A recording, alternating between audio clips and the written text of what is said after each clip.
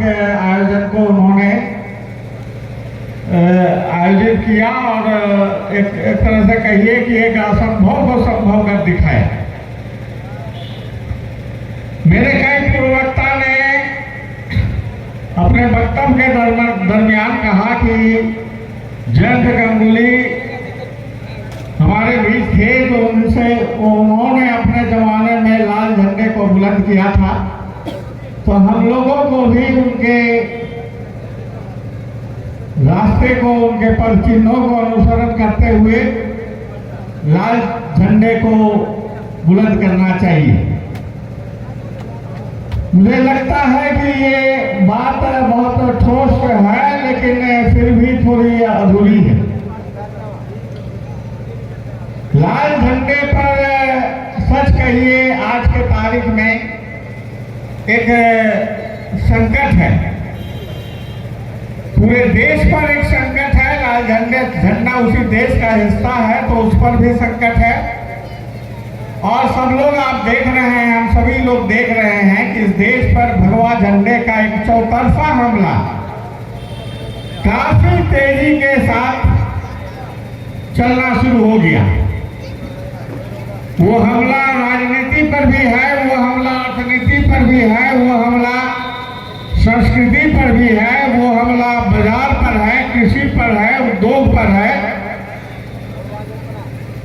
इस तरह की एक जबरदस्त एक प्रतिक्रियावादी, एक दक्षिणपंथी हमला देश आजाद होने के बाद में इस देश को पहले कभी नहीं देखने को मिला।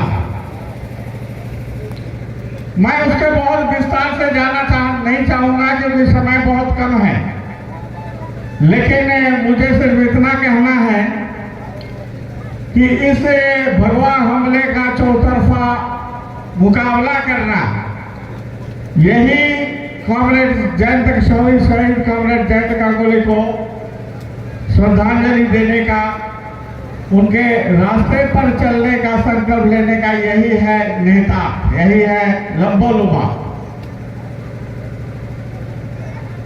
कॉमरेड भुवनेश्वर बेदिया कह रहे थे अपने भाषण में कि कई तरह के मुद्दे उभर गए हैं इस जिले में, हजारीबाग में भी, रामगढ़ में भी। सब लोग सभी जानते हैं कि ये दोनों जिले ऐतिहासिक रूप से इतना एक दूसरे से जुड़े हुए हैं कि कोई भी एक मुद्दा उठता है तो उसका असर दोनों जिलों पर पड़ जाता है। तो इन मुद्दों को उठाना होगा, इन मुद्दों को लेकर जनसंघर्ष तेज करना होगा। ये बात बिल्कुल सही है, बहुत जरूरी है, समयोचित भी है, लेकिन हम पर जो एक विशेष जिम्मेदारी है वो है इन तमाम जन आंदोलनों को कैसे भगवा हमले के खिलाफ घुमा दिया जा सके, कैसे फांसीवाद विरोधी संघर्ष का रूप दे दिया जा सके।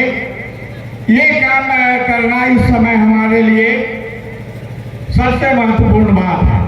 मैं जब भी हमारे दिवंगत नेताओं के स्मृति सभा में शामिल होता हूँ, चाहे वो दिवंगत नेता कोई भी हो, तो मैं एक बात बार बार कहता रहता हूँ कि श्रद्धांजलि अगर देना है तो थोड़ा कल्पना है, सही 1 मिनट आप सोच लीजिए, समझ लीजिए कि अगर जयंत गांगुली उस समय हमारे बीच होते तो वो क्या करते, कैसे करते, कब करते। ये इस पर हम लोगों को थोड़ा सा मिल बैठ करके सोचना चाहिए और थोड़ी उस दिशा में आगे बढ़ने के लिए आगे बढ़ना चाहिए। कॉमरेड जयंत गांगुली मेरे लिए क्रांतिकारी जनकांड का एक अनुपम मिसाल थे और ये बेहद दुखद है कि वो सिलसिला जितना तेजी से उन्होंने आगे बढ़ाया था, हम लोग बाद के जमाने में उस तेजी से उसको जारी नहीं रख पाए।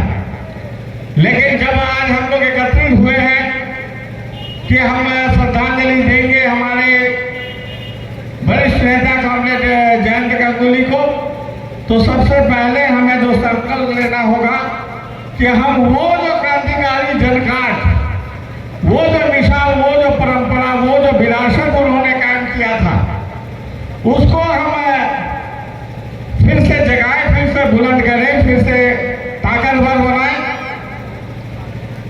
और ये काम ही सिर्फ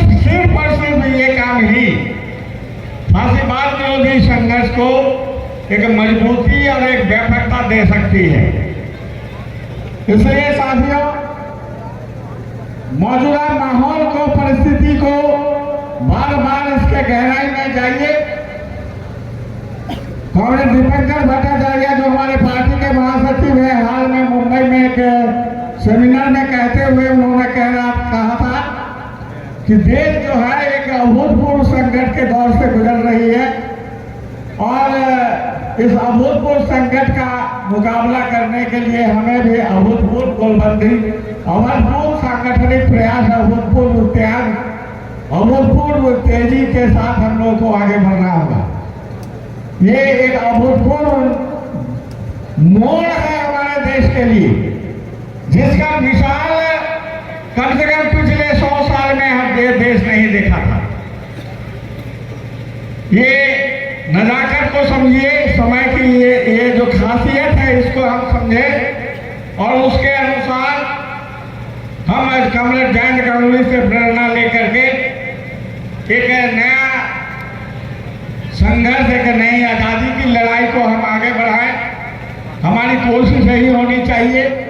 मैं फिर से अपनी ओर से पार्टी के सेंट्रल कमेटी और पार्टी के राज्य कमेटी की ओर से कॉमरेड जयंत गांगुली को लाल सलाम देते हुए अपनी बात समाप्त करता हूँ। इनकलाब जिंदाबाद।